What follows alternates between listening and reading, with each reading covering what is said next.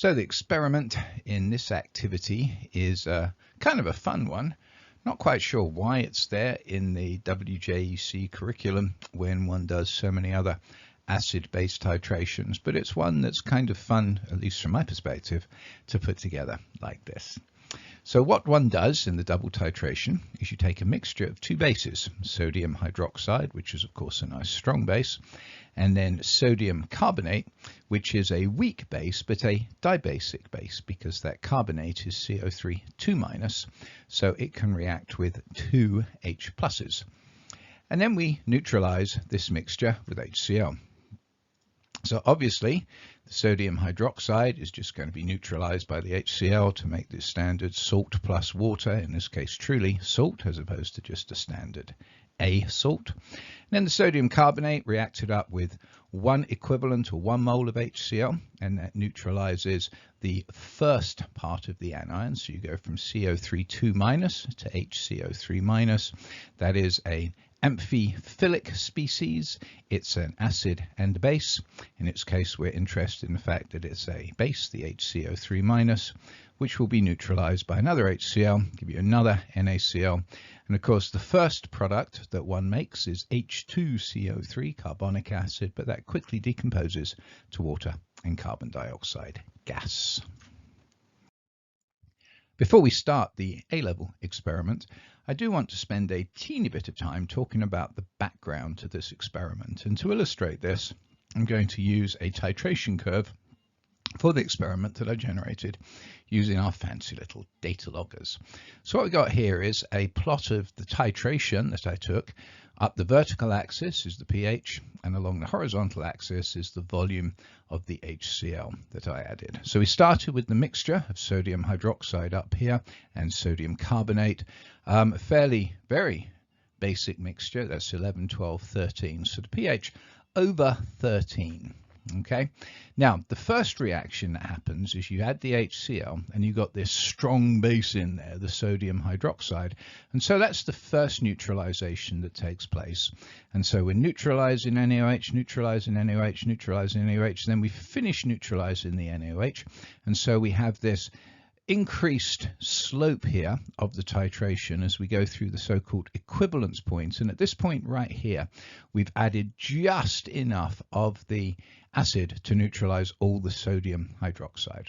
Of course, we still have in there the sodium carbonate.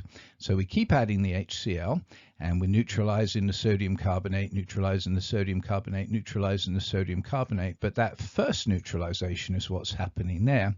So as we neutralize the sodium carbonate, we're making the sodium hydrogen carbonate. And then right here is the point at which all of the sodium carbonate has been turned into the sodium hydrogen carbonate. So this is the second equivalence point right here. And then we keep adding HCl and we keep adding HCl and we keep adding HCl and we keep adding HCl. And now all it's doing is it's neutralizing the sodium hydrogen carbonate to that final carbonic acid, which decomposes into water and CO2. And so we add the HCl, and we get this plummeting down here, at which now finally we've got no more base left in there at this point. And so now every bit of acid that we add just makes the solution more and more acidic. So a sort of a triple equivalence point titration here. The first equivalence point where we have used up all the sodium hydroxide, the second equivalence point where we've used up all the sodium carbonate turned into sodium hydrogen carbonate, and then the final equivalence point here in which we've converted all the sodium hydrogen carbonate into carbonic acid, which decomposes and goes away. Now, anytime that we're doing a acid-base titration, we like to be able to determine when these equivalence points are. And so if we don't have access to a nice fancy little data logger setup, then we use acid-base indicators. And so in this particular lab, we're going to use an acid-base indicator that changes color right here. In other words, that color change lets us know that the sodium hydroxide has all been used up and the sodium carbonate has all been turned to sodium hydrogen carbonate. Okay, and the indicator needs to change color right around this point here. So that's somewhere sort of between 8 and 9 pH. And what we use phenolphthalein for that, because phenolphthalein goes from colorless in basic solution, goes from pink in basic solution to colorless in acidic solution. So we first of all start with phenolphthalein.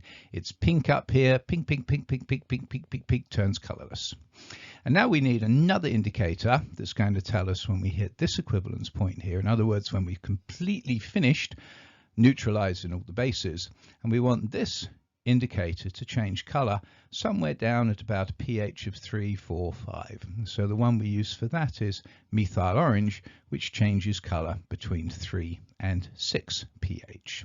Okay, so two indicators, phenolphthalein, and that tells us when we've used up the first two bases, and then methyl orange, which tells us when we've used up the third base.